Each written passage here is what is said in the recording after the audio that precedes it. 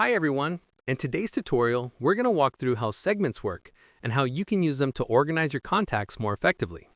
Segments act like dynamic filters, helping you group people based on their behavior, attributes, or actions.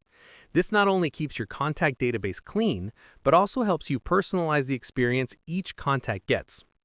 You'll find segments in the Customer section on the left navigation menu. To create a new segment, simply click the Add Segment button. First, give your segment a descriptive name. Then, we'll set up some filters. Click Create a Filter to get started. Let's say you want to filter contacts who opted in on a specific funnel page. I'll open this dropdown, and as you can see, there are a lot of actions and conditions you can use. I'll search for opt-in, select it, and then choose the funnel from the next dropdown. Now here's where it gets interesting. You can add multiple filters using different logic conditions.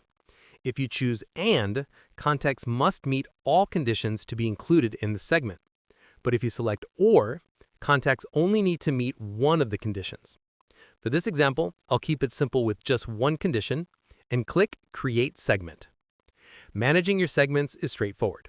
Use the gear icon to access settings and make modifications, or click the Delete icon to remove a segment entirely. And finally, to view the contacts inside a segment, simply click on the segment name and you'll see a complete list of all the contacts that match your criteria. After that, you'll be able to take different actions with the contacts inside this segment. For example, you can enroll them into a course, export the list, add them to a workflow, apply tags, or even unsubscribe them if needed. And when you combine segments with tags, which we covered in a separate video, you unlock a ton of powerful ways to customize each contact's journey. This makes it easy to send more personalized emails, trigger specific automations, and guide people based on the actions they've taken in the past. So that's how segments work. They're simple to set up, but incredibly powerful once you start using them strategically.